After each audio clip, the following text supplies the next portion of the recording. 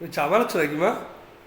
আরে আমার এই যে কাশি হয়েছে না, এই বাসক পাতা দিয়ে পাঁচন বানাচ্ছি। বাসক পাতা, তুলসী পাতা, তাল মিছরি, আদা, গোলমরিচ, তারপরে কাপাস চিনি, যষ্টি মধু সব দিয়ে পাঁচন বানাচ্ছি। এই যে বাসক পাতা দিচ্ছি, আর এই যে তুলসী পাতা, এই যে বাসক পাতা দিয়েছি, এই যে তুলসী পাতা দিচ্ছি, দিয়ে সব দিয়ে ভালো করে এই যা জল রয়েছে এটা 3 ভাগের 1 ভাগ হবে। এটা কখন খেতে হয়? এটা সন্ধেবেলাও খাওয়া যায়, আবার সকালবেলা খালি পেটেও খাওয়া যায়, হালকা উষ্ণ গরম করে। এটা হয়ে গেছে, এইবারে এটাকে ছেঁকে নেব।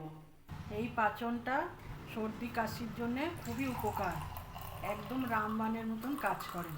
বাইরে থেকে ওষুধ কিনে না খেয়ে এই পাচনটাই খেয়ে দেখবেন, খুবই উপকার।